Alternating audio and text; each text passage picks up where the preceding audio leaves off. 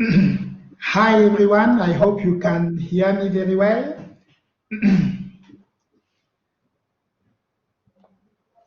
Jean-Eudes, can you hear me? Yannick, can you hear me? Loud and clear. Loud and clear. Thank you very much. Yeah, today we are in the penultimate session of our magnificent series of webinars on decolonizations. These webinars are organized by the Institute of Development Policy of University of Antwerp and the University Foundation for Development Cooperation. The opening session that was given by Achille Bembe and S. Ertogen on 13th of October started with a focus on post-development and decolonial perspective. Following this webinar, several other topics such as development studies, feminist ecology, ecological relations were also discussed from a decolonial perspective. The webinars will finish next week with a new topic on the role of the diaspora in the memory of the colonial past. The guest speakers of the webinar of next week will be Nadia Nsai, a political scientist, and Mohamed Bari, a social worker. Please keep at the back of your mind that the webinar of next week will be in Dutch. As for the webinar which brings us together tonight, it deals with the question of militarization and decolonization and military interventions. Question of wars, civil conflict, social pacification, or political crackdown in the contemporary world show us that military operations are still the realms where domination, subjugation, and political violence are produced. Military intervention in the contemporary world take various forms, such as nuclear deterrence, arms control, total war, low-intensity conflict, social pacification, the struggle against terrorism or extremism. All over the world, this intervention crystallized the imaginaries of fear and destabilized a lot of states. However, despite the adverse effects of these military operations in today's complex world, some countries, some politicians, some civil society organizations, some international NGOs are still calling for them. They think that United States, American armies, French armies, or Russian armies have to intervene in order to intervene militarily in order to solve the political problems. This paradox between the dangerousness of military operations and the political usefulness of these interventions leads us tonight to ask ourselves the following question. How can we decolonize military operations when they have been at the center of the resolution of political problems in the world for several centuries? How can we decolonize this military operation? To answer this question, we have invited two speakers, Yannick Quéau and Jean-Eudes Biem.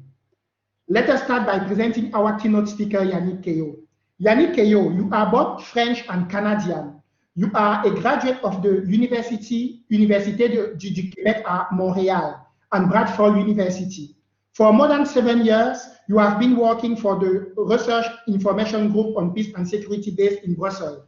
Your areas of expertise include international security, transatlantic defense relations, the industrial, strategic, and economic aspects of arms trade, whether conventional or nuclear, and the rules of control governing them. You have been a speaker and author of manifold articles on these different topics for almost 1 decade. Since 2018, you have been evaluating the UN Arms Trade Treaty, and you are also the founder of the Open Source Intelligence on Politics, OSINPOL, based in Paris, which aims to support political science research. You previously worked at the Research Group for Military Industry in Canada. You intervened as teacher at the Canadian Ministry of Defense, University of Quebec in Montreal, University of Paris II, Sciences Po Paris, and the Royal Military College of Canada. These functions are part of your various responsibilities. Dear Yannick, Quéau, it is a pleasure to have you as our keynote speaker tonight. Let us start by presenting the discussant. The discussant Jean-Eudes Biem. Jean-Eudes Biem, when we translate your name from your mother tongue into English, your name becomes Jean-Eudes de Dreams. It goes without saying that the dream of a strong and independent Africa has always been within you. After your thesis at Harvard University and a few years of teaching at Harvard University, St. Olaf College, and University of Oregon, you decided to give up everything and return to Cameroon in 2012 in order to contribute to the development of your continent from your country of origin, which is Cameroon. As soon as you arrived in Cameroon, you created the African Perspective Journal, whose circulation, although limited to Central Africa, has already received contributions from Greek thinkers such as Achille Mbembe, Lewis Ricardo Gordon, Elie Kiambo-Kolo, Calestus Juma, and Denis Garvan. The aim pursued by this journal is to think about the future of Africa from the continent.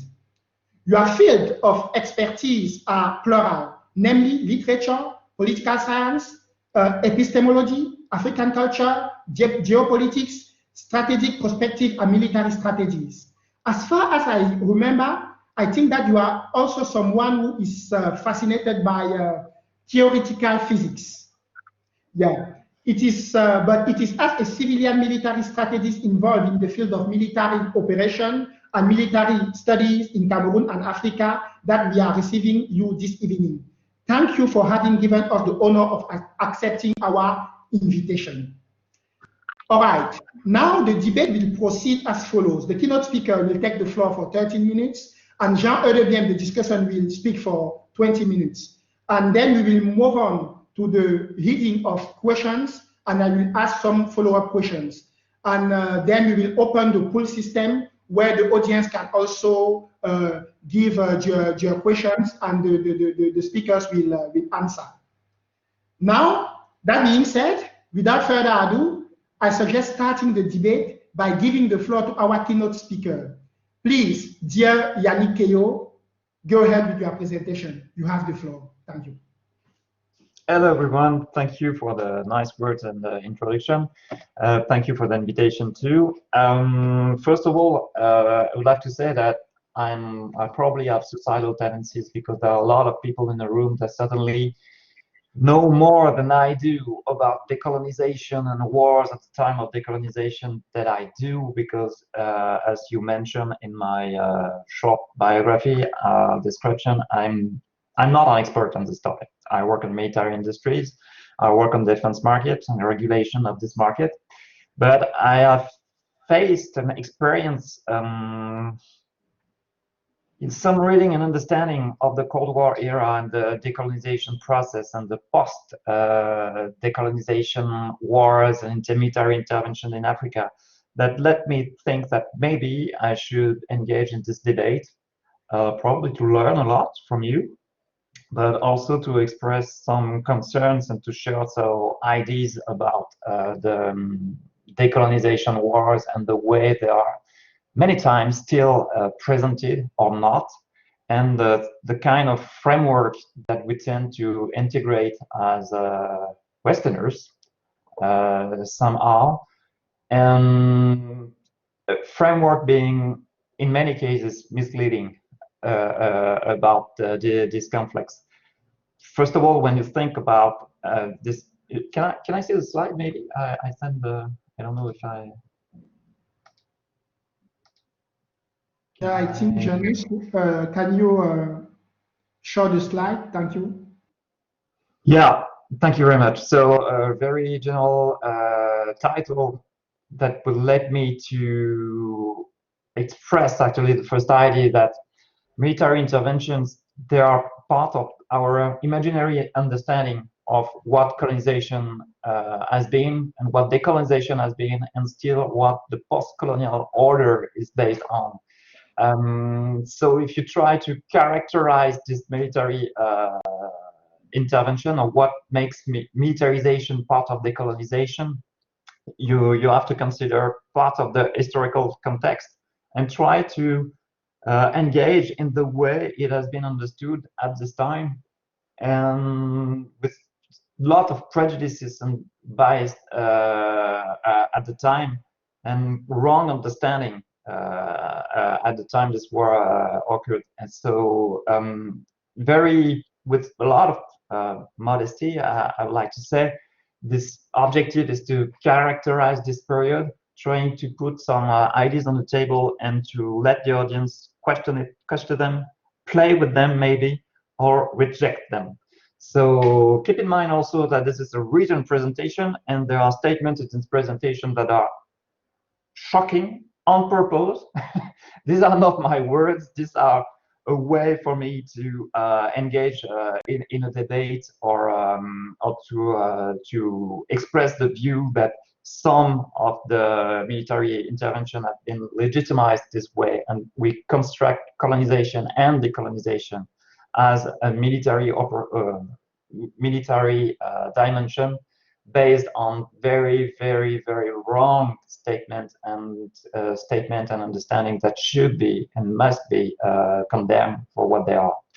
So I have a presentation based on the 5 different slides. Basically, I would like to see to show you what was the post-World War II structures with the fall of empires, and this understanding that the world was now ruled by 2 superpowers. This is something we are told in school very, very quickly. Actually, the more you grow up and the more you learn as an analyst in international relations, the more you question that, and the more you realize that empires have long, enduring characteristics that you can still identify now in 2020, and that the way superpowers rule the world at this time is probably misleading when you try to understand the military interventions, because you tend to understand them as a global game between 2 military powers, but this is really biased. You are seeing the world as part of these 2 military powers, and you are not trying to understand it what it means for someone in Vietnam, someone in Algeria, or someone in Cameroon, or in other places like that. That's you have strong limits with the Cold War as being a factor to understand the decolonization and the war of decolonization. What we tend to forget now is that militarization and colonization and decolonization and the military dimension of these 2 concepts are also related to a very specific set of norms. You have some kind of supremacism, messianism, and race. It's very difficult, and it has been a long time since I haven't heard so many discussions in the academic world or in the public spheres about race. This comes, of course, in relation with the Black Lives Matter movement. But we try to understand, if you grew up as a Westerner in France, and to assess, to try to understand the period of decolonization. Actually, at school, you never talk much about race. This word is like a taboo somehow. And also, if you have to understand the wars of decolonization, you have to understand how outdated the strategies, the policies, and the doctrine were at the time, and how unadapted to the challenge that the empire countries were facing at the moment. And sadly, I would like to say that history teaches something, and military institutions that are very fond of history can learn something from this period. But there are also worrying echoes with the global war on terror and on many concepts. And the first part in the first slide I would like to show you is like to recall that actually the war of the decolonization are mostly, or to some extent, depend of the conflict you're analyzing, lost at home. And by at home, it's also a very biased statement that they are lost at the core of the empire more than on the battlefield. And also they are lost somewhere between this weird game between Moscow and Washington, depending on the conflict you are taking into account, because there are some that the influence is very if it exists, only at the margin. And then again, I mentioned it a little bit, but I think what is frightening to some extent is to see how this war, this understanding of the role of military and colonization, and then decolonization has enduring impact on the world we are living in now, and for more than 40, 50, 60 years after the independence of some countries, we still have strong reminiscence of what used to be the colonial order or disorder, depending on how you want to see it. So the main purpose is to actually promote an agenda that already exists, of course, trying to deconstruct this post-colonial understanding in Western countries and also in ex-colonies, because it's very, very difficult. I grew up in a country, France, to be clear, that to have a debate on what was the empire, what was the colonial order, it's almost impossible. You don't talk about race, you don't talk about the crimes committed in the name of the civilizational project. Still today, it's very challenging to have this discussion. So, yeah, if you think back at what was colonization is seen as the conquest, not only, but it's an expansion of the Western or European norms that's supposed to be superior to all the others, and the fact that they are conquering the world is just an evidence of their superiority.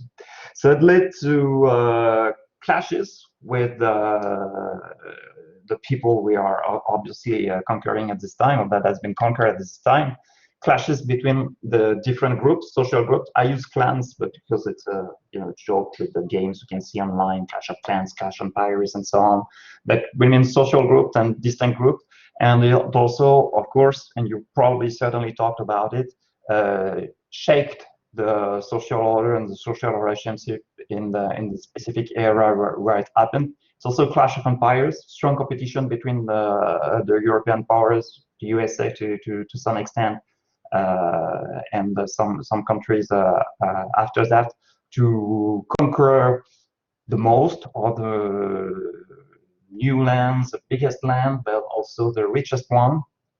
One of the mistakes is to see that the colonial empires were actually some kind of unified group, and to tend to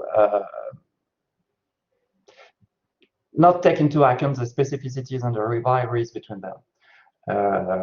That's something we tend to forget. I'm thinking, for instance, in the intervention in Zaire at the time, and the rivalry between Belgium and France that was still allied at the moment and part of the same military intervention, but playing different agenda on the ground and in Paris and in Brussels at the time. So slavery again. It was based somehow on a system of caste, even in the French Empire. And the French Empire tend to deny this fact because of this pretension to universalism. It was open to some extent to an elite to have access to better education and so on.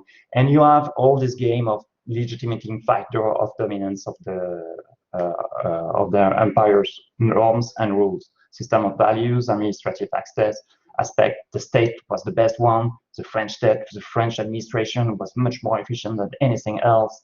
The military was so much better than you cannot imagine to defeat them on the battlefield. So it creates this kind of imagination that has some impact on the war of decolonization.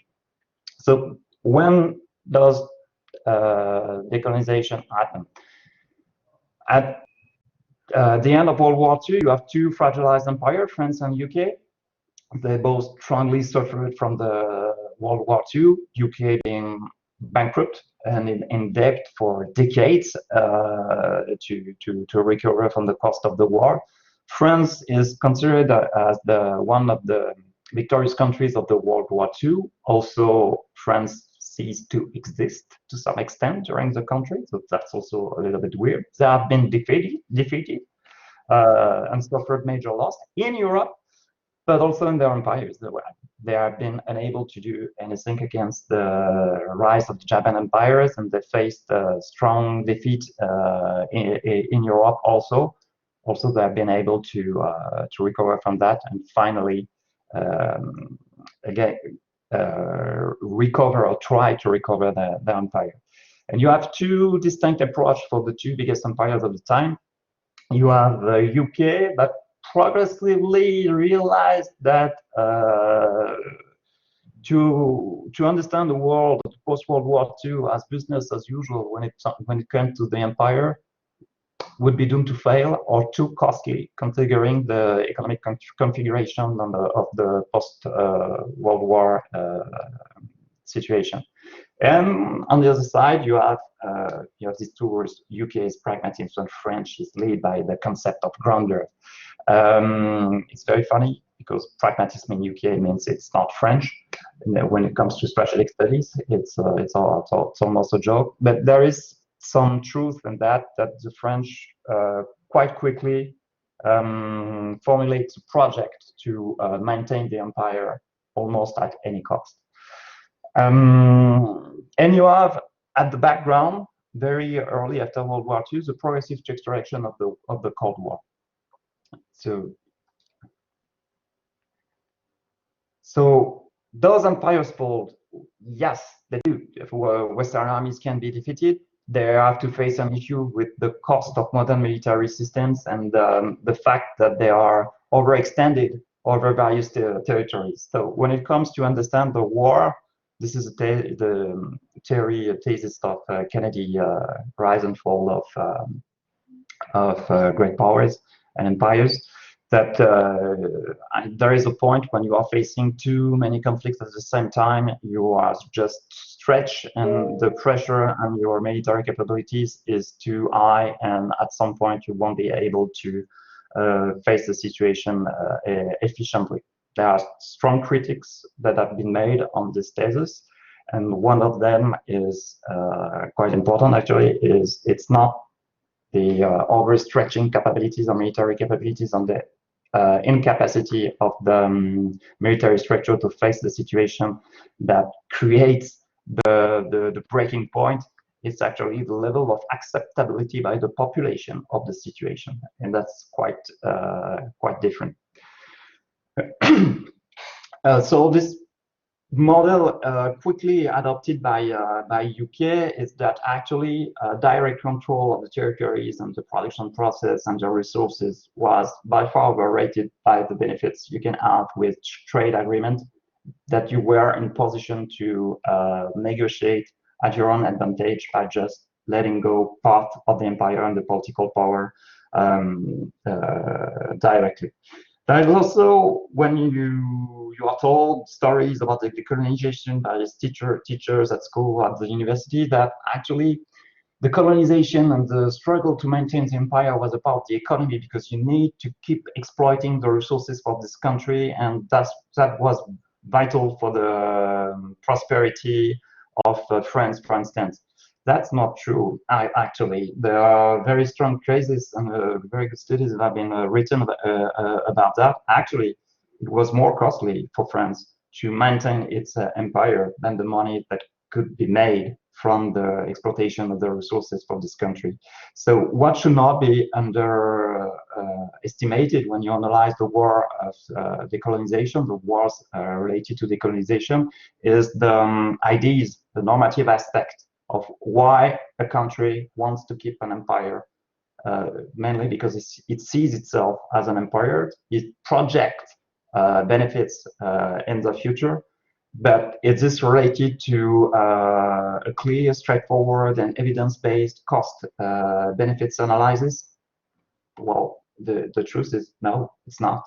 But then you ask yourself the benefits of who profits from the colonization, who profits for the perpetuation of the systems. And then you see you have a couple of actors, part of the elite economy, the economical elite, that yes, will promote this agenda for their own profit and try to legitimate this agenda as being part of the notion of national interest. That's something you should keep in mind when you analyze this. And then at the end of World War II, you have the emergence of the Soviet Union, and it provides an alternative to Western empires. It claims to fight for a more just and order with communism and socialism and so on, avoided the colonization and trying to just reverse the table from what the Western powers have done in the previous years. So it has some attraction for a lot of elites that have been formed in France and UK, also in the US, but there was this prestige of the Soviet Union and of the communist or socialist perspective. The other thing is, and I want to insist on that, it's just not at the background, that's the Suez crisis. When you have France and the UK, according to intervene military in Egypt, to take back what Nasser stole from them by nationalizing the canal. And you have this humiliation they faced when Washington and Moscow agreed and said, well, guys, this is over. We are superpowers. We have nukes. You don't. Go back home. This time of you as imperial powers making the rules everywhere is over.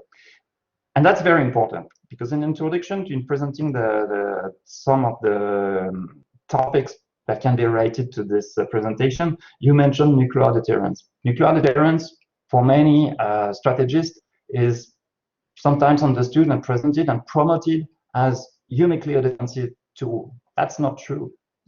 If France and UK engage in nuclear programs, they understood it as a mean to preserve the possibility to run and to intervene military if needed in their empire first, and to defend their interest overseas.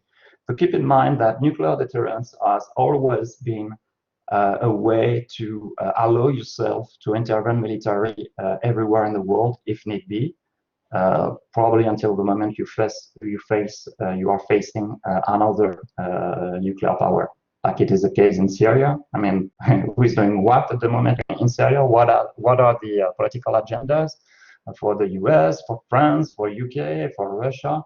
Seriously, all seems to be frozen since the moment Russia intervened in the portrait. So again, I mentioned it. You have to take into account the Cold War when you are trying to understand the war of decolonization. But very quickly, depending on the conflict you're analyzing, but for every conflict you're analyzing, you will see that it will show strong limits in how far you can go with that.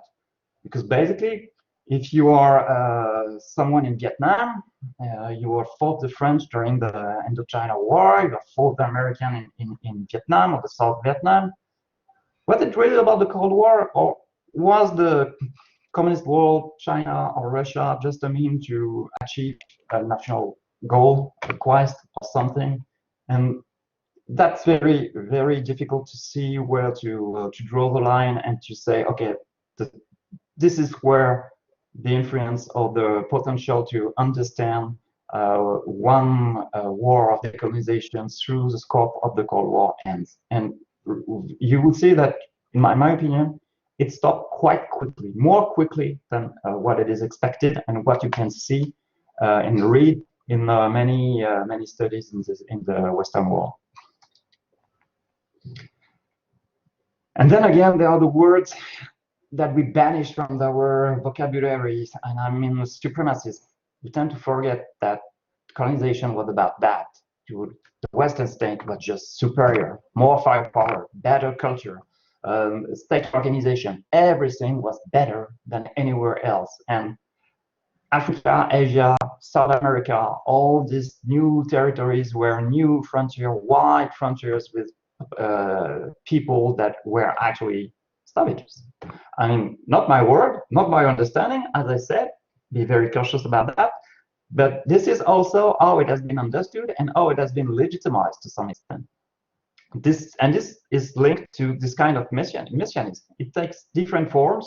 If you think about France and UK, you will have different understanding. If you think of the US, also, you will have another understanding of what is this kind of messianism. But it is still part of the portrait.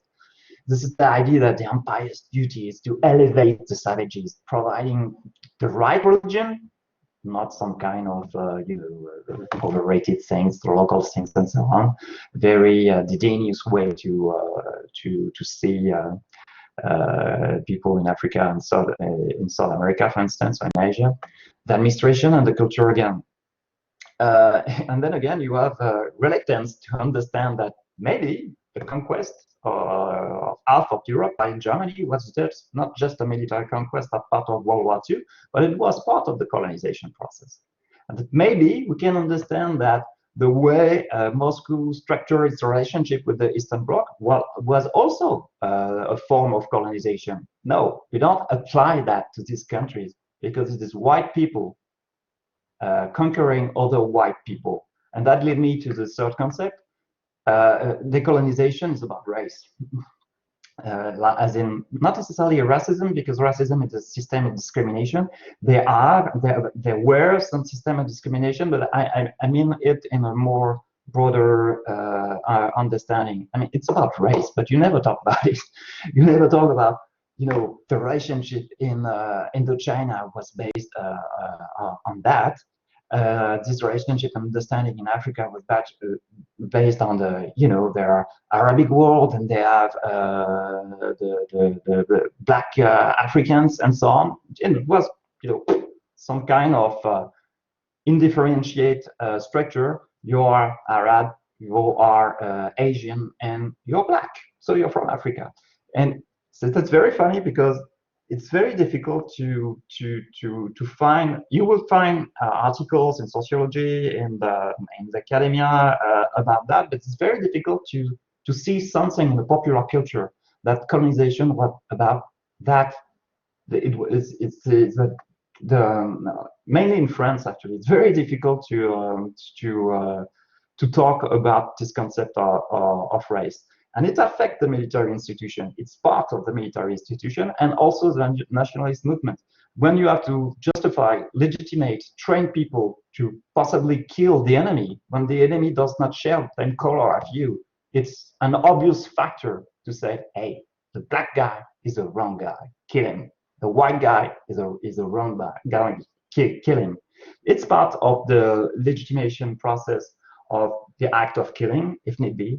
And still, it has been, for me, not studied enough and not enough put, should put in light to some extent and have some resonance in the popular culture or in the teaching process at the college or at the university, but it tends to be underestimated or underrated somehow. Maybe I'm wrong, but I think that's something to think about here. And then you have the outdated policies, strategies, and doctrine. I mentioned business as usual. France wants to keep its empire at any cost. And actually, when you look at the policies at the time, you realize that France spent most of the Cold War trying to preserve its empire. And when it starts to fully embrace that, okay, the empire is over, let's focus on the Cold War. Well, they had a 10 years period and the Cold War was over. Basically, it was 15 years period after the end of the decolonization war. And this was the end of the Cold War. So most of the Cold War in France has been spent to try to maintain its empire. In UK, it's a little bit different. They let it go quite quickly and they try to engage in different way to preserve what could be preserved economically. But that's also, it has also some resonance today with the way France is using its military power in some places in Africa. And then again, you come back to the Cold War and this doctrine of containment, this logic of dominoes. If a country is falling and become too close to the communists, the other countries around are going to fall again and be part of the communist world. I don't know where are the evidence supporting this theory. There is none. This was a wrong understanding of the situation at the moment, and just was a way to legitimize military intervention and some crimes everywhere, from South Africa, from Africa, South America, Central America to Asia. I mean, this doctrine of contained and legitimized almost everything. And it also helped to bring back together France, UK, and the US, because suddenly, to some extent, for some reason, after the Suez crisis, you have the US that were quite happy to rely on France to do the dirty job all over Africa, because they don't have to intervene by themselves. So it has been part of the background, sometimes more or less, with more or less importance, depending on the conflict, but this doctrine of contentment had an influence on that. And then you have the counterinsurgency doctrine that were and are still today doomed to fail. Basically, you have the choice between the imperial order, that is the good thing when you are from Paris and London, and you have the rebel disorder. And this is linked to a very different agenda and operation on the ground, because basically you are setting a goal that is almost impossible to reach for the empire, to ensure that there is no trouble anymore. And for that, you have a super efficient firepower superiority any way at the military, for the military sector, that is doomed to fail. Because what your opponent has to do, what the rebel has to do, what the nationalist movement has to do, is to keep uncertainty alive, to maintain it at any cost. And that's, you don't need the same meme. You're fighting another war. You need a bomb placed somewhere. You need a small unit that will be very difficult to identify within the population. And that led to the cost of winning counterinsurgency wars on the battlefield. And I'm thinking of the Battle of Algiers. I mean, if you think like a military of its time, when you use torture, when you use executions, and you committed a lot of crime, yeah, when you put the effort you need to get rid of the enemies, well, at the end it worked very efficiently. Actually, there was almost no one left to maintain this insecurity in Algiers or in Algeria. If you look at it as the military of the time, it was a total victory. But at what cost? The cost was to lose any kind of legitimacy, political legitimacy in this war at home, in Paris, at the parliament, within the French population, in France, not necessarily in Algiers. I mean, it was shocking to see that the French army could act somehow as the German one a couple of years before. So you have this idea that the wars are lost at home, sometimes on the battlefield.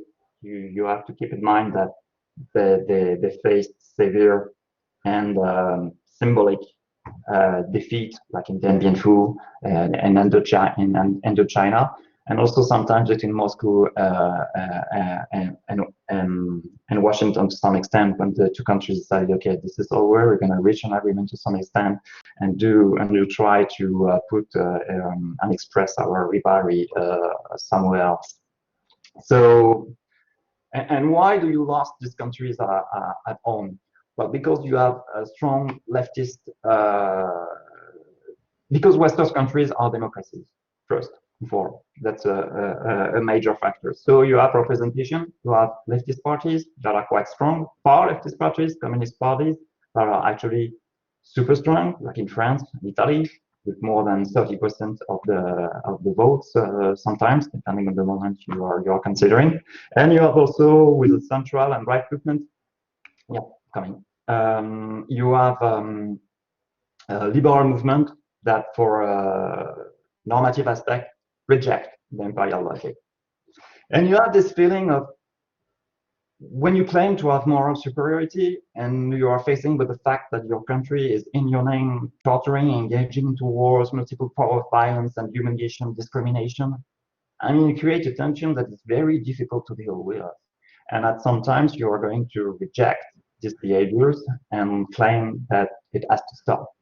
That I talk about the Battle of Algiers, that was actually part of the situation in Algeria. That was actually part of the situation the US faced in Vietnam. I mean, the USA kept mourning the 60,000 people that lost their life during the war, but more than 1 million people in Vietnam lost their war. This idea that you can instrumentalize this feeling of moral superiority and the fact that Western empires were actually democracies had already been instrumentalized in India with the peace protest organized by Gandhi at the time. And the enduring impact, and then I'm going to conclude because I'm already a bit late on the timetable. Security in the post-imperial insurance. It's very funny to see that actually in most countries, they keep relying on the empire to ensure their security, and they see it as a prerequisite to their development and some kind of stability, despite the fact that Paris or London or even Washington have been involved in and supported many coups d'etat in many places. You have this way to present France as the main African military power. Sometimes when you consider the number of bases and deployed all over the continent, it's quite something. Also, it is less than recent time. You have this ongoing military operation in Mali going on for 6 years now. Does it make Mali a French protectorate? Well, it looks so. It looks like that. If you look back at what we used to consider a protectorate at the time of colonization, well, it's very similar. Will we use this word? No, this word are vanished. The colonization time is over. We will define and claim that it is something different, but it has something like that. And you can see that in Djibouti, actually, Djibouti became a kind of hub for exogenous military powers in Africa. You have the US there, you have the Chinese there, the French there, and all over the continent, they keep seeing Africa as a resources to secure for themselves, basically. It's about predation. So this is also something that is directly linked to the colonization process.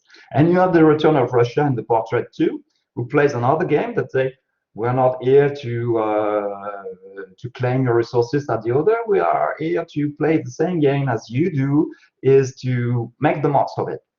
Why? Because Russia shares the same agenda as many African countries with their resources, gas and petrol, or some mining and industries and stuff like that. They have an interest in limiting the access at low cost to these resources by all the countries that are desperately needed. Europe, North America, China, for instance. And in the discourses, as I said, you will not qualify the situation as post-colonial today. These words are banished, but does it mean that this feeling of supremacism or messianism are vanished? No, I have in mind the words of Sarkozy when he went to Africa. I think it was in Dakar, when he spoke about it was a time for the African to fully enter in history. I mean, okay, I can understand to some extent in the academic world, this could mean something that is not supposed to express some kind of supremacism and messianism or something like that. Seriously, it was really paternalist. And it has been understood for very good reason like that by a lot of people. So to conclude, I don't have answers to all that I've said. I just wanted to drop tools in the sandbox and open the question and just maybe be a little bit provocative sometimes with some very strong and growth statement that have to be adapted and probably sometimes rejected. But what I would like to say is there is no general theory of decolonization. That would be definitely misleading, and to understand the decolonization wars as a whole is probably in my understanding, certainly a Western bias. At the same time, it's impossible to avoid the Cold War. You have to take it into account if you're trying to set a framework to understand the decolonization war. But it's very, very easy to overestimate its importance, and you should be very cautious about that. And what is frightening at the moment is it is still many, many years after that very difficult. I'm just going to put the emphasis on France because obviously I'm French and this is what matters the most. It's very difficult to discuss the role of France as a colonial power. You can never analyze the role of France in Africa without taking into account its military power and what is more important, its willingness to use it. It's very frightening to see how easy France can go to war. Actually, this country is endlessly at war since World War II. Believe it or not, but I cannot think of a single period where this country was not at war. There is always an ongoing military operation somewhere for some reason.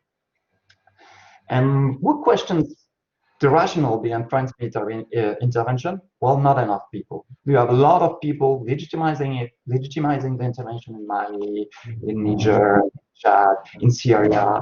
Name them. It's almost endless, and you never see the end of it. And to have an agenda that just allows some debate, public debate on that, maybe just at the parliament, for instance, it's very, very challenging. It's almost impossible to have this discussion in a democracy close to Belgium. So thank you for your attention. Thank you, dear Yannick. Can you hear me very well? Yeah. All right. Thank you for your presentation. Thank you for this global overview about the link between militarization and colonization, and all these historical mutations were really important to mention. Now, without further ado, we will give the floor to the discussant Jean-Eudes Biem for another perspective of analysis. Thank you. Please, Jean-Eudes Biem, you have the floor. Go ahead. Thank you very much, Denis. Thanks again for the invitation, and thanks to Yannick for his insightful presentation. I'm going to try to pick a few questions or issues that seem of particular interest in his presentation to build on in order to come out with contemporary reflection and perhaps prospective outlook on military intervention as they relate to their legitimizing narratives and legalities, which he rightfully put back in the historical perspective of colonization, supremacism, messianism, and the likes, including the civilizing mission, which one of his native countries, France, has been a big champion of. Military intervention, indeed, I agree with him completely that they are part of the imaginary of both colonization and decolonization. Furthermore, they are the horizon of possibility and desirability in relation to what you, Denis, you started with. On the one hand, the dangerousness of military interventions, and on the other hand, at least the presupposition or the apparently belief in teleology that they will yield something desirable. So here we are in a veritable aporia of getting through the detestable means of military interventions the desirable outcomes of democracy, of human rights, of capitalism-based prosperity, and so on and so forth. So it is a foundational aporia of colonization, decolonization, world order, and world hegemony, even as we speak. And we can go further to say that democracy itself is, which is imposing itself as the most desirable political system, and until recently, builder of economic prosperity, has as a key element of its unconscious military interventions. And we can have military interventions on both sides. There can be the military intervention of the natives that rise, they take up weapons and rise in the name of freedom and prosperity and autonomy.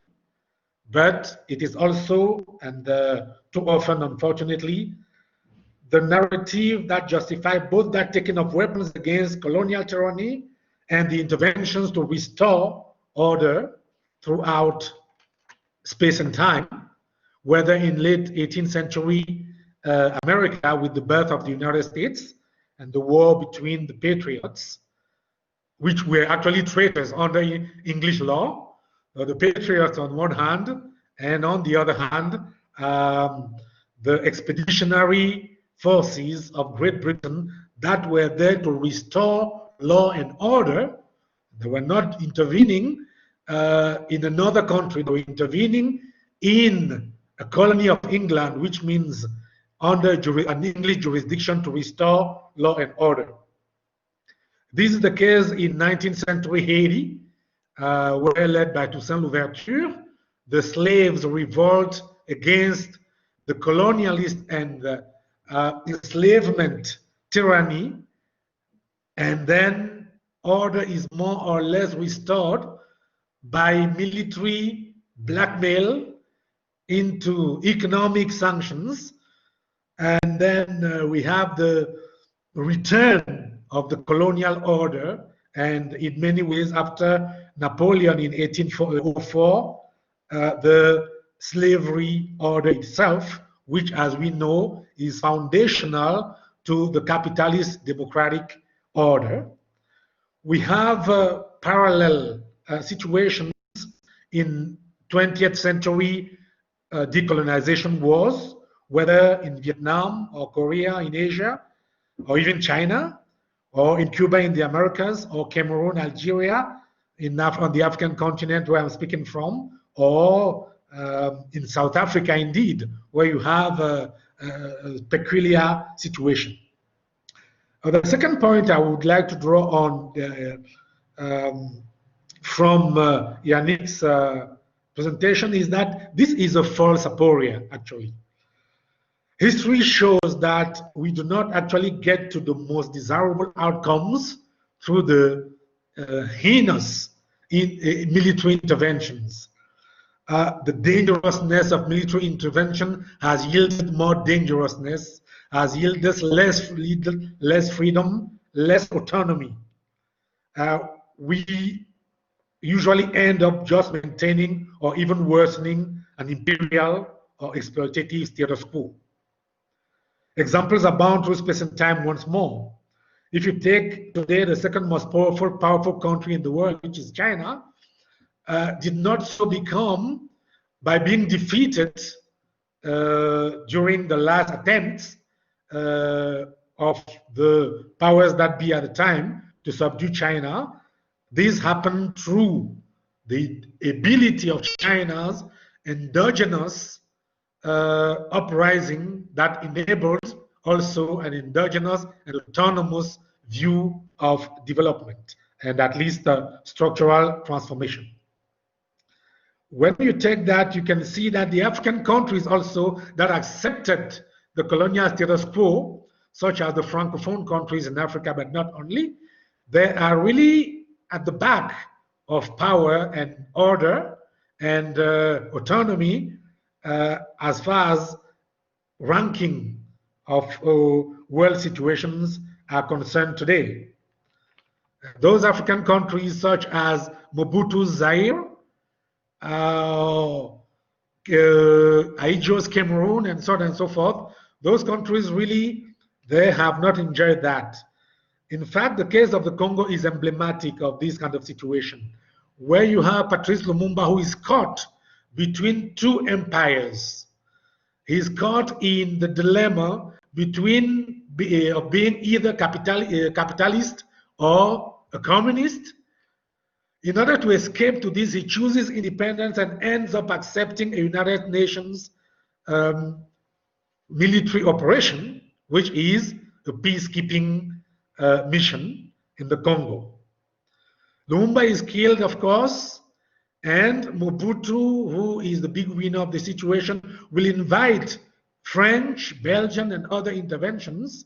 But the result is, including the French Quéau intervention in 1978, but the situation is that there has been a United Nations presence and mission in the Congo since 1960 till today, and the Congo has not enjoyed freedom, stability, law, order, democracy, or prosperity that were promised by military interventions or United Nations orders. So this leads us to attend to the legal benevolent masks of military interventions, contemporary military interventions, as opposed to their real nature. We are here in Frantz Fanon's logic of white skins, black masks, or actually white masks and dark intents, like maintaining a status quo. Here, under Chapter 7 of the United Nations Charter, we have many narratives and concepts of legitimization for military intervention that unfortunately usually do not yield the desirable result. You may call it the responsibility to protect, as in Libya. You may call it the right of humanitarian meddling in the affairs of a sovereign state that was invented by Bernard Kouchner of Médecins Sans Frontières. Or you can have many narratives of the protection of civilians and so on and so forth, but they have yielded when they gave, they allowed, they authorized, they legally and in a sense ethically authorized military interventions in the form of peace operations. They ended up yielding situations where we do not have the outcomes that were promised, but we keep having promises of strong legal and narrative legitimacy. In this sense, the situation in Libya and Iraq is a very telling one, because in Libya you have a narrative that completely legitimizes the NATO intervention under Chapter 7 of the United Nations Charter. Of course, there was a perversion of the mandate of NATO in Libya, but it remains that this was a legitimate, legally legitimized intervention that yielded state failure in the same way as a less legal, less legitimate intervention of the United States in Iraq in the pursuit of unfoundable and inexistent weapons, WMD, weapons of mass destructions, yielded in Libya. So I would like to build on Yannick's observations to focus on more contemporary military interventions with legitimacy, which are more topical, contemporary. They have different forms. There are peace support operations, such as the ones we have in Somalia today, and which we can say at least have not failed the legitimacy if they have not succeeded on the military field. We have invited interventions like Operation Serval in Mali, and then that was replaced by another intervention, but that has become something else, which is another form of contemporary military intervention, ad hoc coalitions. The G5 Sahel is emblematic of an ad hoc coalition, but one that is under, if you want, Western control, because France, in this case, basically is the big brother of this intervention, military intervention, and ad hoc coalition. You have the multinational joint task force against Boko Haram in the Lake Chad Basin, that is Africa controlled, which is also a military intervention of interest, which I hope I'll be able to talk about a little bit, because it's promising in terms of the possibilities of decolonizing military interventions. And then we have what I would like to call the heavy and hidden military footprints that are likely to emerge from increasing military presence in Africa in the wake of contemporary global power transition between empires. Yannick mentioned empires, and rightly so. We have contemporary empires today that are very much present in Africa. In fact, there has never been as many foreign armies in Africa as there are today. And because of this, you have to put back the problematics of military intervention, their legitimacy, and their ability to yield the hoped for outcomes in light with these empires on the one hand, and on the other hand, in light with the possibility of autonomous action in Africa, which means decolonized action, decolonized military action. There are possibilities for decolonized military interventions in Africa, but they are very much compromised by the global power transition situation that we are talking about, and the more or less soft clash of empires that is going on, and that is going to deploy itself perhaps more violently in the coming years and decades. In the East, in the West, basically, you have the global hegemon, the United States of America, which is very much an empire, working to push on its East and defend or promote capitalist, liberal democracies. And we know that this has sometimes led to atrocities instead. In the East, you have what I call the capitalist syncretic empire of China, pushing very much to its West, supporting illiberal democracies, and then at the same time creating conditions for its own military interventions in the future, and military interventions in the fight against its big rival in the global hegemony transition that we are going to witness. In this context, how can we think about the decolonization of military intervention? The only way, and how we have spoken about Chapter 7 of the UN and the subsidiarity principle of military intervention that started with the bad situations of military interventions in Bosnia, in Rwanda, and in Somalia in the early and mid 1990s. Basically, the Western powers don't want the bodies of their fellow countrymen, at least Western public opinions. They don't want, the French don't want French people, French soldiers' bodies littering the streets of Bamako or Mogadishu. The Americans don't want that to happen in the Congo or in Mogadishu or anywhere else. And therefore, the principle of subsidiarity has been put forward. The closest force to the field has to take the leadership, at least, of the intervention on the field, with support, logistical, financial, and other, from great powers, from former colonial powers, from the United Nations, and basically the whole peace support apparatus.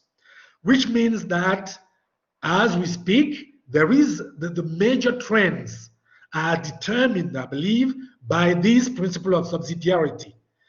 So the African armies should take responsibility for military intervention, especially under PSOs, peace support operations, on African soil. Asians should be doing the same, and so on. I'm focusing on Africa because obviously I have a vested interest, but also more experience, as Denis did not mention in his very generous introduction. I was, for the last few years, at the helm of the African Peace Support Trainers Association, which has as its mission to build the capacities for African forces, for the African peace and security architecture, for the African stand force to assume the responsibility of military interventions in Africa. Now, if this happens, yes, and here we are in forecasting, basically hypothesis inductive. If this happens, that African forces are being built in terms of capacity to take over military interventions in Africa, then we'll be able to decolonize or to see a trend toward the decolonization of military interventions. But that, of course, is going to take some political power for Africa to be able to reverse this situation that happened in Libya, whereby Africa said, we want a mediation, negotiation, and only after that can we consider a military intervention. Of course, the African Union were completely sidelined, and then we know what happened in Libya. So the African standby force is developing abilities, standardizing, harmonizing to be able to intervene anywhere with the necessary logistical abilities. And if that happens, if that is supported, then we'll have a way, a trend toward the decolonization of military intervention and perhaps the finalization of decolonization in Africa. Otherwise, what we are going to have is perhaps a new Cold War, or at least the conflict between these two empires that I mentioned earlier morphing into ad hoc interventions, anarchic interventions based on sole national interest of the United States, of France, of China, and other powers that are setting their heavy footprint, whereas claiming light footprint on African soil. So, on the one hand, we have, to conclude, on the one hand, we have the capacity building of African forces that can guarantee success in every military intervention in Africa. On the other hand, we have the heavy presence of foreign armies on African soil today. The relationship between these two and the leadership in military intervention, either by one or the other, is going to determine the decolonizability of military intervention in future Africa. Thank you very much. Thank you, dear Jean-Eudes, for your insight.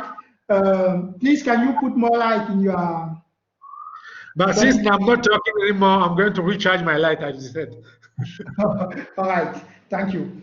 Thank you very much for your intervention. This was really interesting. Yeah, thank you for showing us these possibilities to undertake military decolonization in the future of the African continent. Now, we are at the heading of the questions. I think my colleague Janice will open the pool very soon.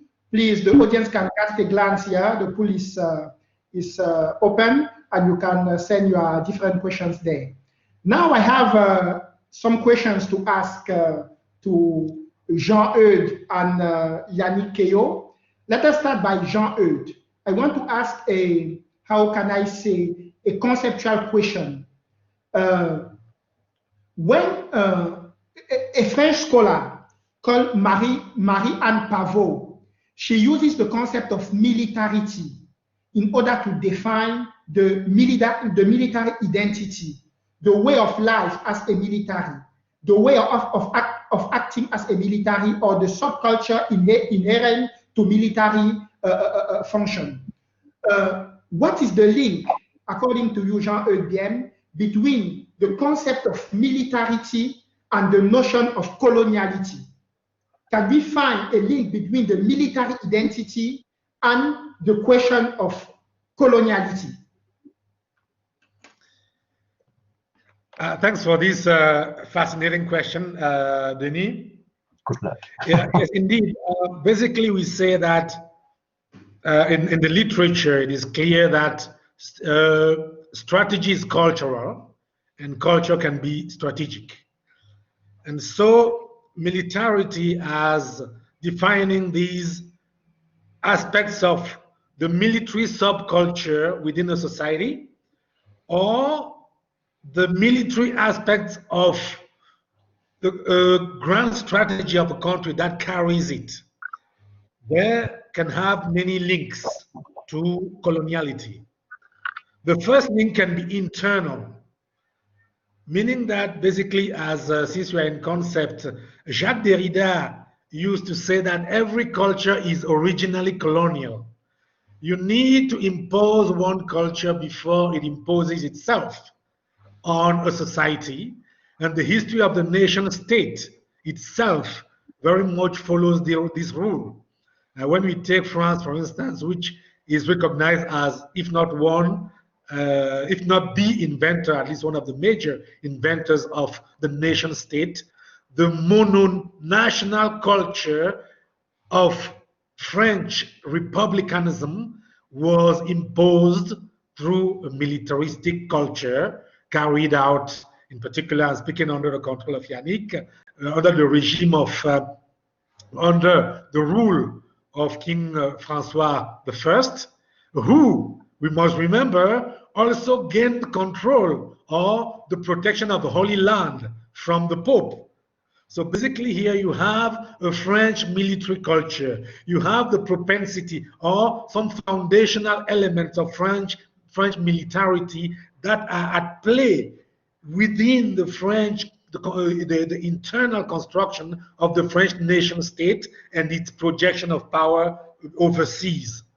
And you can have these with many other cultures and so on. So in a sense, the state hegemony itself, insofar as we believe that we have to build nation states which are mononational, monocultural, multiculturalism having come much later than the nation state, and it's monolithic as a monolithic order or presupposed order, then yes, we see a clear link between the coloniality of culture and the militarity of culture. And this has been exported till today. Cultures are still colonial and colonialities are still built through militarities. Thank you. I think Yannick will add something, but before you add something, let us delve deeply into this question of these conceptual questions. You published in 2016 a paper called Securitarism and Militarism in France. I want to know, according to you, can we have, in today's complex world, a connection between this question of militarism and the notion of neocolonialism? Can we find a link between these different concepts?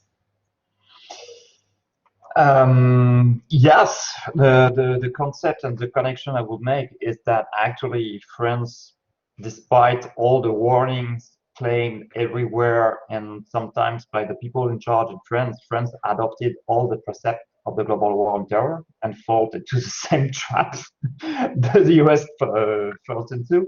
So basically you have this understanding that you have to fight the militarist group overseas, and the best way to fight a militarist group overseas, if not the only way to efficiently fight them, is to use the military for that. So we totally forget this idea that behind terrorist group, there are conditions that favor the emergence of terrorist groups. And we are only putting the emphasis on military interventions, mainly because it seems France lost its way to understand there is possibly a way to do things otherwise. And that maybe in Mali, for instance, if you have to justify and legitimize a military intervention, you have to demonize your enemy. You have to legitimize that the fact you're going to use force and you're going to try to kill them. But what if in Mali, actually, the conditions that allow the spreading of militarist group and some kind of allegiance to the people that are providing actually security and some kind of support as part of the let's say, counter-insurgency group that want to create some kind of support on a local basis and so on. What if it was actually the failure of the Malian state and this inability to provide basic needs for the part of the population that were actually this fertile context for the emergence, the maintenance, and the development of this militarist group? And actually, there is data at the moment showing that at the first time, the first months and the 2 first years probably of the French military interventions, it was very well welcomed by the population in the north of Mali, basically because it was providing the basic needs in terms of security, health, and so on. And it was a change for this population. But then we tend to focus almost exclusively on the military dimension that imply the identification of the enemy and this annihilation. And again, if we look back at the last weeks, what we have seen is a communication over dozens of terrorists that have been killed over there, dozens of terrorists that have been killed over there. Yes, but how many are there? Where are they? Are we really trying to create the condition that will just arm the kind of legitimacy this group have, because they have some, for some people over there, and it's go over that simple fact that it is extremist religion and Islamist, and they're willing to kill a lot of people because it's a global war against demonic Westerners and so on? Or are there something else? And maybe we can change the scope and change the emphasis and engage in a discussion with some local group that we sadly have targeted or labeled previously as terrorists, which means people you don't want to speak with and you don't have to speak with. They're just the enemies.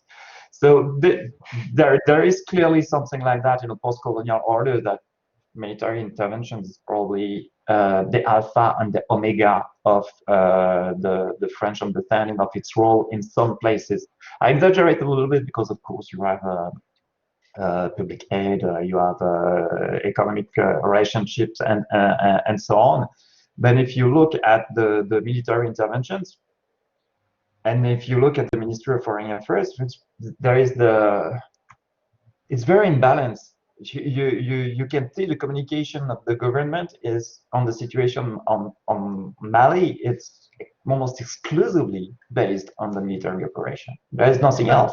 I mean, they are here to stabilize the country, and look what happened. Oh, a coup d'etat in Mali. Seriously?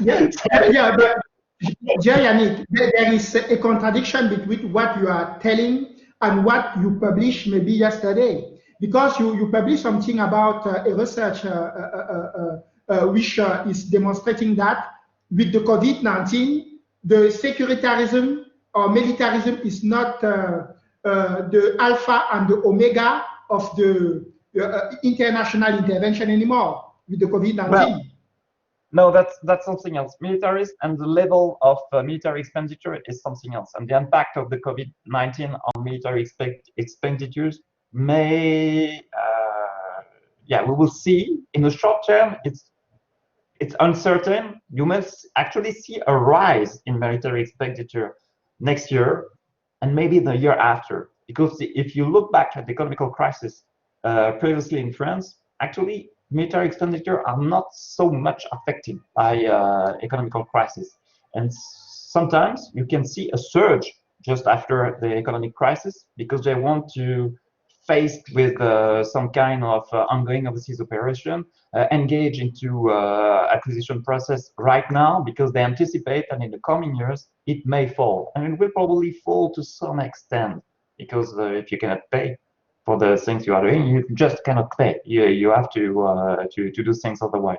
But military expenditure and militaries, there is some kind of connection, but not always. The militarization of a situation is your understanding, and your first reflex somehow is to conceive the solution as military.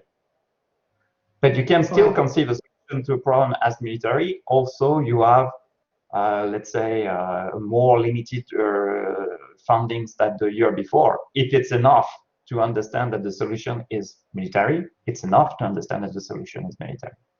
And that's a trap with the global war on terror, is to think that actually the military is well placed and the best position to solve this problem. There are strong critics of this understanding. All right, thank you. Now, let us move from the discolonial perspective to the historical perspective. Dear Jean-Eudes Biem, can you tell us if it is possible today to deploy foreign intervention, Western intervention in Africa without being in line with colonial power, with colonial structure, with colonial history? Is it possible to deploy military interventions without being accused to be on the prolongation of colonialism? Well, it depends on who is deploying the intervention, who is intervening, right? Yeah. If it is the West intervening, if it is a Western country or a former colonial power, there will always be that aspect, even when, like with Opération Serval in Mali, the Malian government actually called on the French to intervene. But of course, it does. The blame was there. This is colonization. This is neo-colonialism. This is reminiscent of colonial practices, and we could do without it.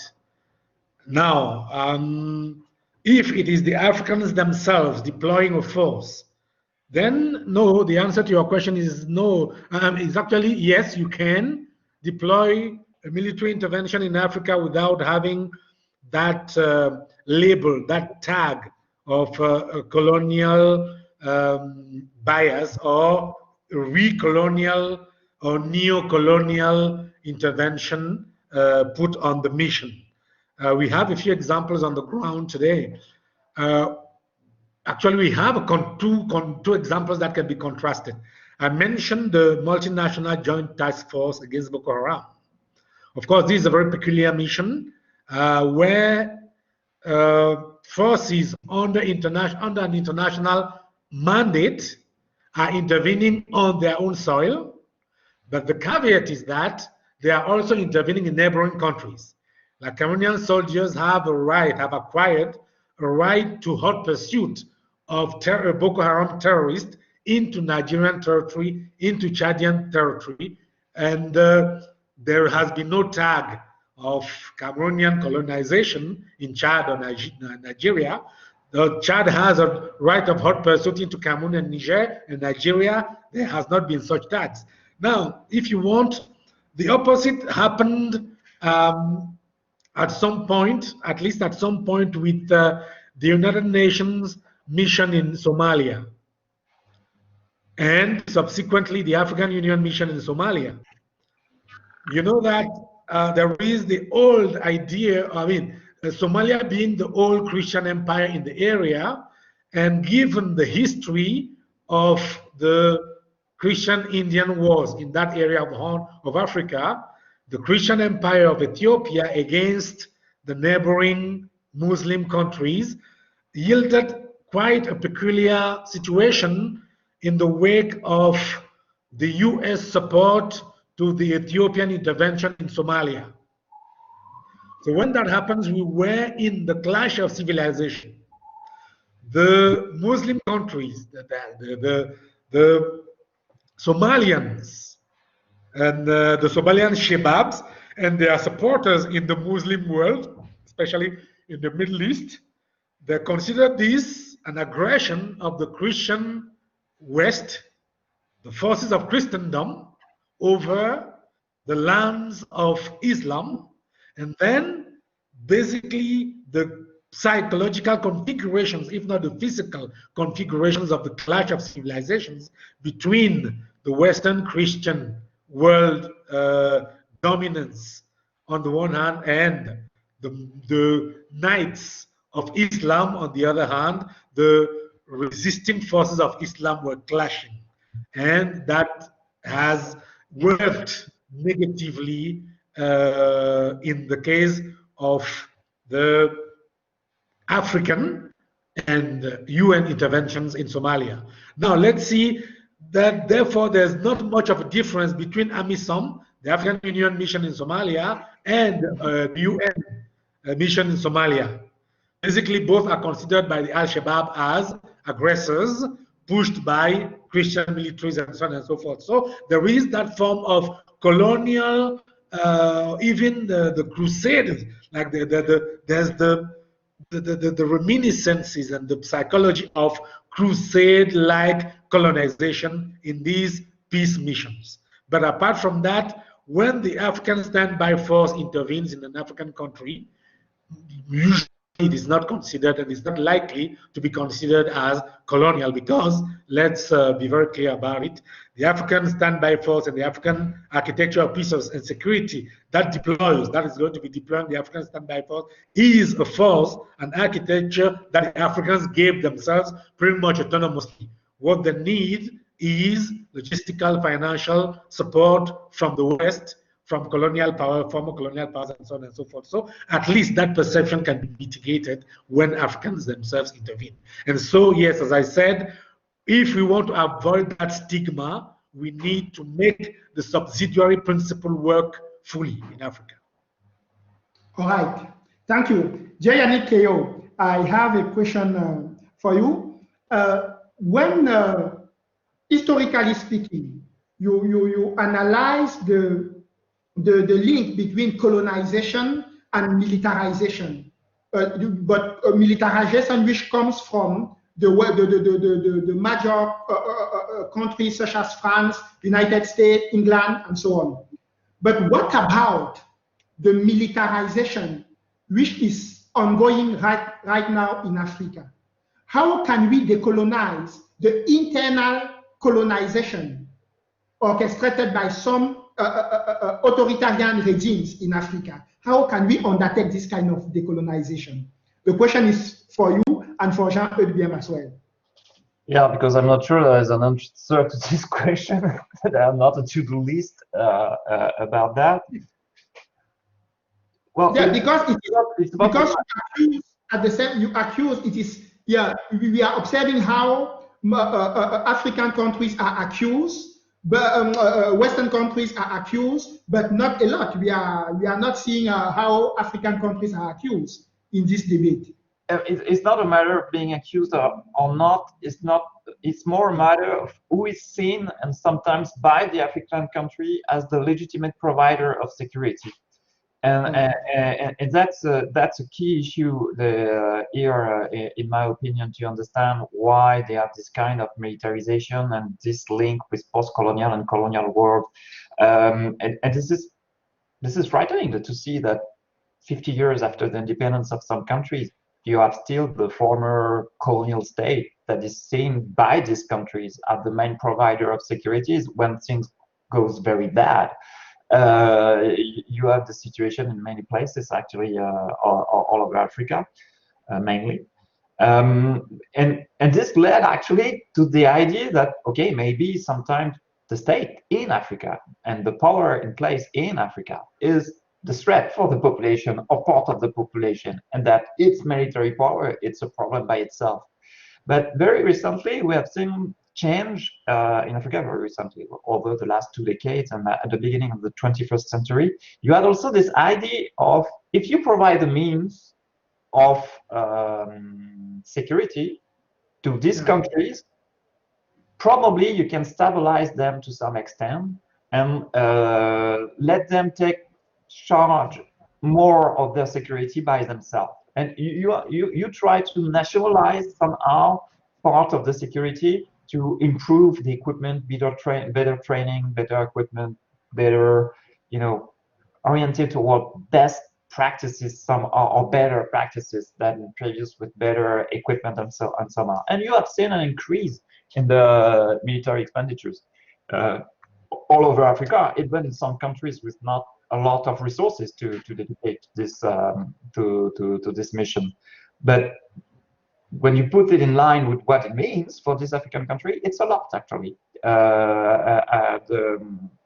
The first years of this century, you had this idea that was going this way, that you have to nationalize security, then you have to regionalize security. If one of the country in a region fails, or if the people in charge became actually the source of insecurity for the people, probably as being part of a regional organization that has a mandate for security, we're gonna mitigate the risk, or being able to manage with the situation, and forced the raw government to adopt better practices or to come back to what it should be.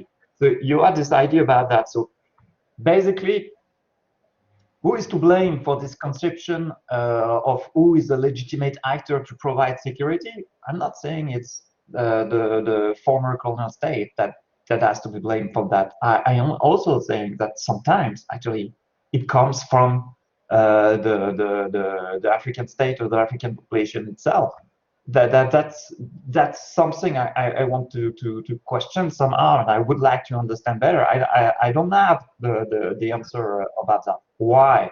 But one of the answer is actually they don't trust their own government to provide security to some extent. And sometimes they have very good reason to not trust the government to be able to do that. So they still think, okay, maybe the former colonial army was not the best thing we can expect. It's not the perfect situation, but it's still better, probably less corrupted, less violent, provide less discrimination, and we have not the historical background that we can add between distinct social groups within an African country.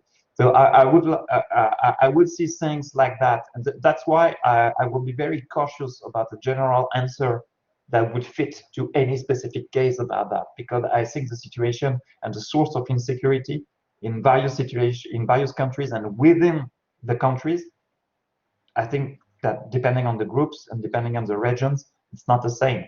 And the legitimate provider of security, or the one seen as more legitimate than someone else, can vary very significantly from one case to another.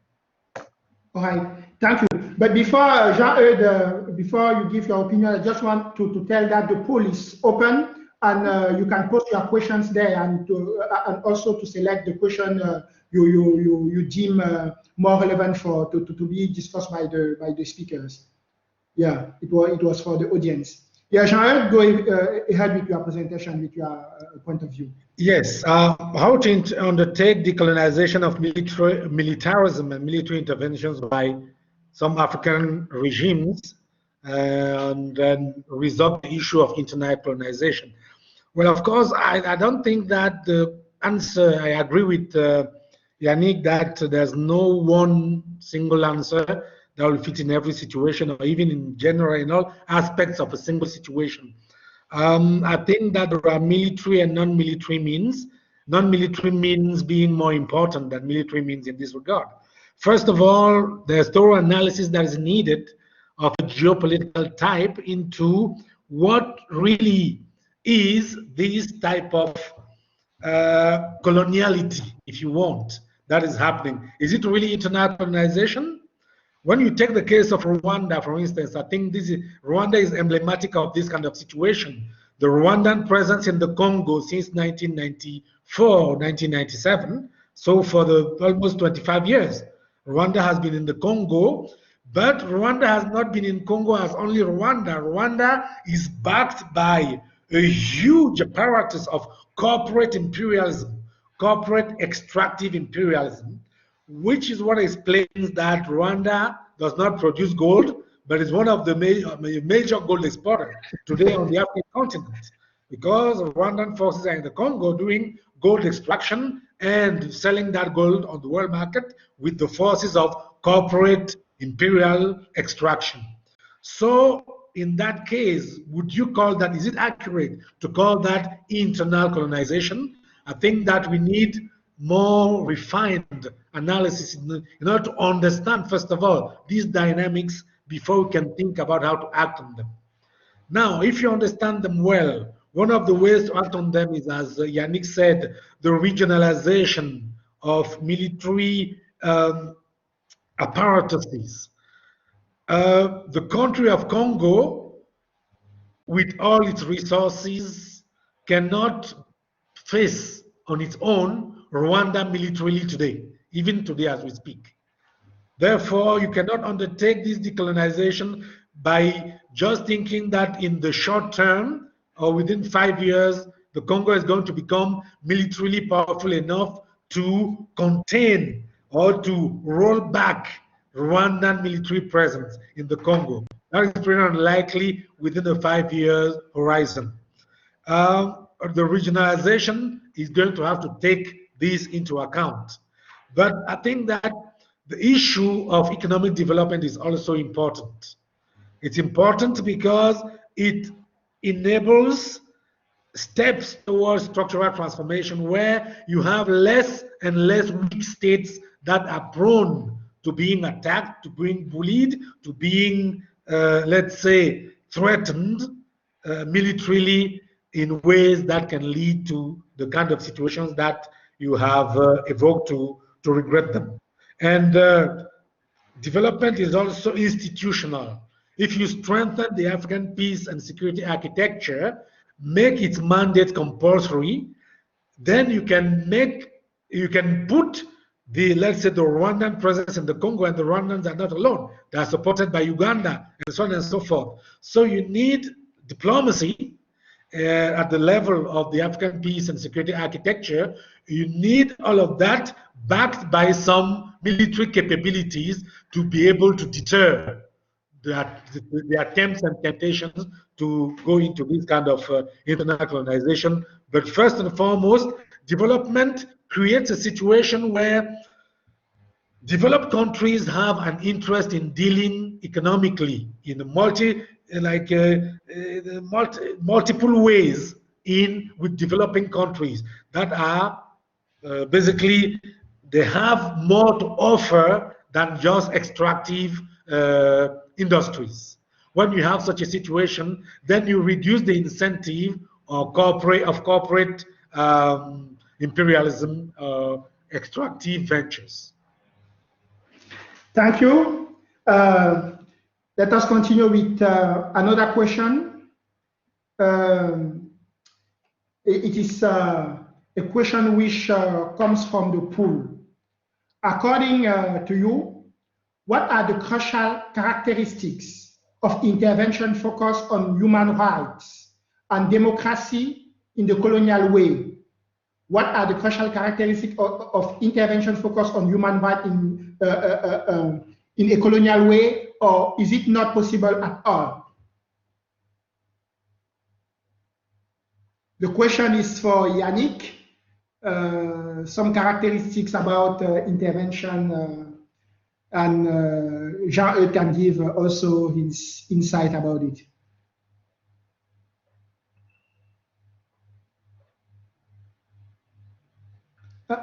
Please, Yannick, can you turn on your microphone? Yeah, it's better if I put the microphone. Can you again just the phrasing of the question? I saw it for a few seconds on the line, but I missed part of it. Seems difficult, but the way it is phrased creates some challenge for me. What are the crucial characteristics of interventions focused on human rights and democracy in a colonial way? Well, there are two elements of the answers in the question.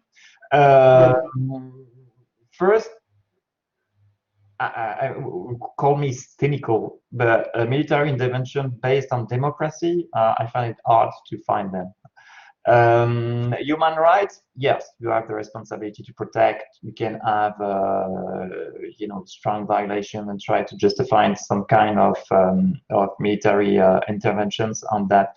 But I'm not sure. Again, you can overgeneralize and see that the intervention in Syria and the intervention in Libya that has been legitimized by the countries that are involved in this military intervention are the same, or rely on the same drivers and same characteristic. Again, you have this UN peacekeeping mission in Congo, as Jean-Eudes said. I think the context is very specific because you have the UN, so basically they are supposed to take into account some kind of human rights, not democracy. That's not a mandate for the UN, but human rights. Yeah, it's supposed to be an obligation for them. But considering what happened along the years, while you had the UN peacekeeping mission over there, it's very difficult to allow UN peacekeepers to intervene directly to avoid a violation of human rights. I mean, most of the time. They are limited by the mandate, and you only face very recent evolution of the mandate with specific cases where they can intervene. If they really faced on the spot a violation, maybe they can do something, but it's very difficult to do it at a broader scope through the UN. And again, if you say it in Mali, for instance, to speak about an abuse ongoing operation, it's very difficult to have access to independent data on what is happening over there. So basically, we rely on communication by the French government, Malian government, and the coverage of this operation, how it is ruled, what is implied in terms of use of force and respect of procedures and so on. There are very specific characteristics you can apply to Mali with the French intervention, to Congo with the UN peacekeeping operation, and then let's say with Syria, with multiple countries facing each other with unclear agenda so far, because it's very difficult to see how we can get out of there. I'm not sure I will try to characterize and to find a common way to approach that. I'm very cautious, I'm very suspicious about a framework you can apply everywhere and that will still fit every time. So sorry if I don't provide the answer to this question, but I don't see how I can just put the same framework on the various cases. Okay. Jean-Eudes, what do you think? Yes, I probably had more time to think than Yannick, who had to take the question immediately. Military interventions in a decolonial way, what would be their characteristics, or are they impossible? I think they are possible. I think they are possible, and we have mentioned it a bit. But if we take a strategic analysis in terms of ends, ways, and means, I'll give just two opposed characteristics to see through it. In terms of ends, the ends must be autonomistic versus heteronomistic. For a military intervention to be decolonial, the end must be that it provides autonomy to the intervening and the benefactors of the intervention. That is opposed to the heteronomies, where someone from abroad, a colonizer or former colonizer, brings order, law, or promises to bring it, brings the big guns and installs an order that in which the supposed benefactors are actually in a situation of radical heteronomy. In that sense, the military intervention is heteronomistic, meaning colonialist. For it to be decolonialist, it has to be autonomistic. That's in terms of the ultimate end, the ends. In terms of teleological, that's the teleological characteristic, autonomistic. In terms of ways, that is at the operational level, it has to be or promote a syncretic idea of human rights. Human rights, it has to be built on the realization that human rights, market, democracy, and so on, to take root, must, in order to basically to endure, they must take root, they must be rooted in local notions of historical memory and culture. If it is the human rights that are being imposed by force on a culture where you have what is also called in the literature transplants, rather than attending to the theories of mobility, institutional mobility and others, that imply syncretic reinterpretation or translative adaptation of the norms of human rights. If you don't have that, then you are going to have colonial norms being imposed by colonial means. And therefore, you are going to have a one-size-fits-all ideology of colonization behind your military intervention. Is not going to be to bring in human rights or anything in the like. And then in terms of means, it must be, in order to be decolonial, assets-based rather than incapacity-based. In terms of means, the means of military intervention, if the military intervention is to be decolonial, must not be built on the incapacity of the benefactors or their neighbors. It must be built on their assets. Then it will advance the autonomistic finality, and therefore it will be likely to enable the syncretic practices that enable the rooting of human rights. Yeah, I have a comment because I like what you say about automation, intervention about human rights, the way to empower the people we're supposed to serve, the state, the military intervention is supposed to help. But I think we are trying to imagine a situation that does not exist. We are trying to imagine a situation where a country is facing internal disorder, calling for help, and trying to improve the situation in the benefits of human rights and providing the means to reestablish the situation. But it's not what happened with military intervention at the moment.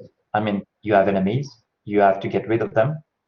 If you have them on the territory, it's because there have been an ongoing situation for many years, or enough time to create this chaos, and you have enemies within on the same territory. I mean, even in Mali, if you intervene, you will be seen as legitimizing a power in place that may, for some extent, in the understanding of the people of the north of the country, lost the legitimacy for them to exert power the way they used to exercise before. So you are intervening and providing the means, pretending it's for the human rights and the better good of everyone.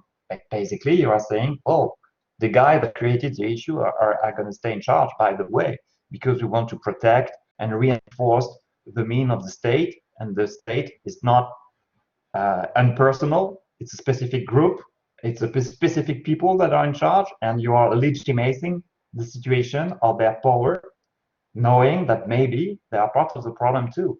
So, and if you go to other situation like in Syria, I mean, the purpose was to get rid of a dictator, the guy who was in charge. And who do you want to empower? Which group? Which means? And which situation? I mean, I agree with you. That would be an idealistic situation, a perfect situation to have a country calling for help, or countries that respect the human right and have managed everyone respecting everyone's right within the countries and so on. But it is not the context we are facing now with most of the military intervention, if not all of them. So I don't see where the goal of automation and where the human rights and the means of reinforcing the state fits with an ongoing military intervention.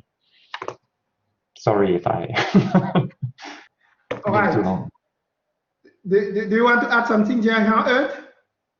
No, that's fine. All right. I agree with him. My concept, basically, we were talking about conceptual criteria, I'm sure. But of course, things are different. And indeed, if the country is calling for help, it might mean that the country has lost its autonomy. That is clear. But it does not mean that the country has lost all its assets. So the military intervention must come to reinforce the country's assets rather than deny them and replace them. Right. That's what I wanted to mention. Thank you very much. Let us move it. Go to the next question. Yeah, the next question also comes from the pool. How can it be ensured that the capacity development of African military doesn't become another venue for great foreign powers to extend your power and control? How can it be ensured that the capacity development of African military doesn't become another venue for great foreign powers to extend your power and control, or another tools for proxy wars? Well, I think the question, I think Jean-Eudes can start with this question in order to give the possibility now to Yannick to delve deeper into this. I understand this one, but if you want to go, Jean-Eudes, please go. All right.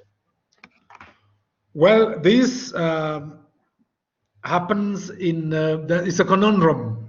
It's a conundrum, that's for sure, because the capacity building of the African forces, as we see it occurring or unfolding today, is dependent upon these strategies that I talked about, with the grand chessboard that is going on with these within this context of global power transition between Western-based global system of power to a system where the East has more of a say.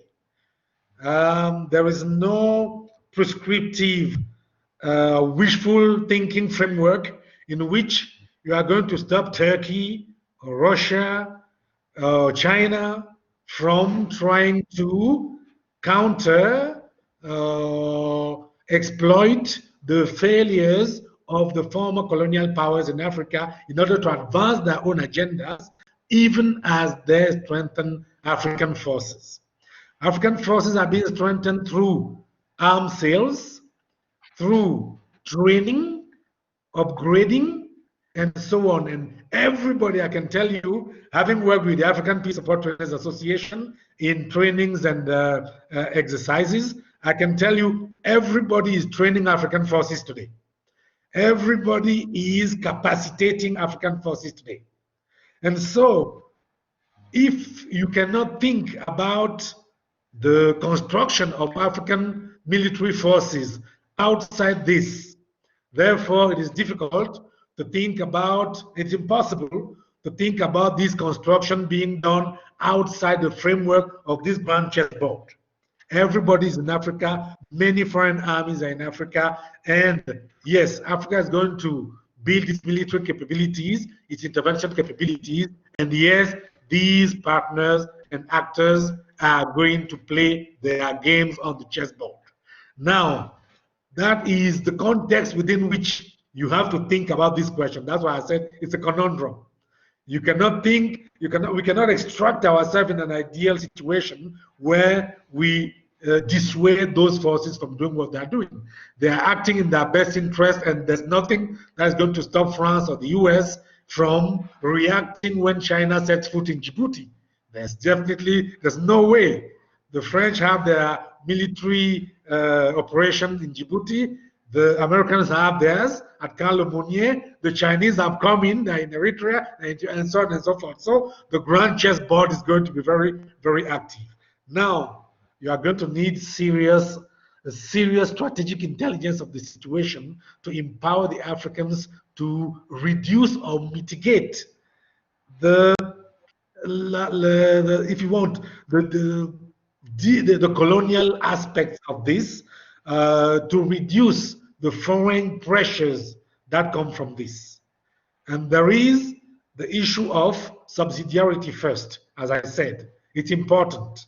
You may be present, but you do not intervene, okay? Foreign forces should not intervene. African forces should harmonize, should coordinate, should standardize the African standby force so that they apply their doctrine of 14 days intervention capabilities. If they can do that, then they can persuade the UN and their partners not to intervene in their stead. So the foreign forces are going to be in Africa acting and doing all the intelligence they want, but first of all, it is not extremely difficult to cut them off from actually being on the field. In that case, you have to dismantle the G5 Sahel and the fighting French force that is in the G5 Sahel. You definitely have to do that because it's the biggest foreign force today on the African continent with a very heavy imprint. You have, and it's extremely difficult because the President Macron has called upon French Francophone countries, the G5 Sahel African countries, to make it clear that they want France to stay and fight. Basically, in order to succeed in this, you have that example of the G5 Sahel. You are an ally, but you don't do the fighting. We do the fighting, you support. So it has to be asset-based. The approach has to be asset-based capacity building. Thank you, Jean. Please, Yannick, if you can give your answer in 1 minute, it will be It will be Yeah, very it's okay. fine. It's quite exhaustive, actually. So, yeah, basically, you have a different way of doing that to mitigate the risk. You cannot be absolutely sure that you will get rid of the influence of colonial powers through military assistance, providing the armaments, and so on. But you can mitigate the risk, as Jean would say, with a regional approach of security and military intervention, the way you can manage it. You can also diversify your source for acquisition and the procurement process with armament and so on. That's actually quite easy. And maybe I see African countries going for Russian equipment, French equipment, American equipment, Chinese equipment. Well, you have a lot of emerging producers of a lot of armament that would just do the job in an African context, and they are not former colonial state or superpowers. I mean, you can buy Super Tucanos, and Africa buys Super Tucanos from Brazil. It does the job, and it's very efficient in the African context. You can diversify your resources this way. But as Jean would say, you cannot be absolutely sure that you will get rid of the influence of former colonial state, and you cannot be absolutely sure that these forces would not use the mean they have and the efficient tool they have to reverse the legitimate government or elected government to implement another dictatorship in the country. Training, okay, as I say, everyone is training Africa for everything at the moment. But another source of concern is actually how do you build the legitimacy and how do you build trust between the civilian and the army when you enforce the capability of the military? How can the civilian be sure that this force is not going to be used against them? And that's something that in some countries, you still have a lot of work to do about that because there are a lot of small arms and light weapons circulating in some countries, for instance. So it creates a lot of uncertainty, a lot of risk, and the military is sadly the source of the situation in some cases to some extent. So you have to work a lot on the mechanisms that could improve the confidence between civilian and soldiers. All right. Thank you. Thank you, dear Yannick. Thank you, dear Jean-Eudes. This was our final webinar on decolonization. And next week, we will have a closing webinar, which will be about the role of the diaspora in the memory of colonial past. The speakers will be, Nadian Saï. She will talk about the colonial legacies in Belgium, and social worker Mohamed Barry will talk about the experiences of co-founder of African Youth Organization and of Black History Month Belgium. The event also contains performances of by hip-hop artists such as Pazi, and by slam poet Sekou Olegom. Yeah. Please keep at the back of your mind that this webinar will be in Dutch, and you can register for this webinar by clicking on the link in the chat. Yeah. There will be a new debating development series next year, and we will reflect about the topic of this webinar very soon. Please, you can stay tuned in our website, and we will be glad to see all of you next year and to discuss about a new series of webinar. Thank you very much. Thank you, Yannick. Thank you, Jean-Eudes, for your presentation of today. Thank you for the invitation. Thank you, Jean-Eudes. Pleasure. Thank you very much. Thank you, Yannick. Yeah. I think maybe you have to think about how you can publish this conversation. Yeah, did you think about it? I had a lot of work to publish that because it was mainly ideas, sent on a PowerPoint just to give the occasion to play with them. But that's true. That's a couple of ideas I'm struggling with to some extent with military intervention and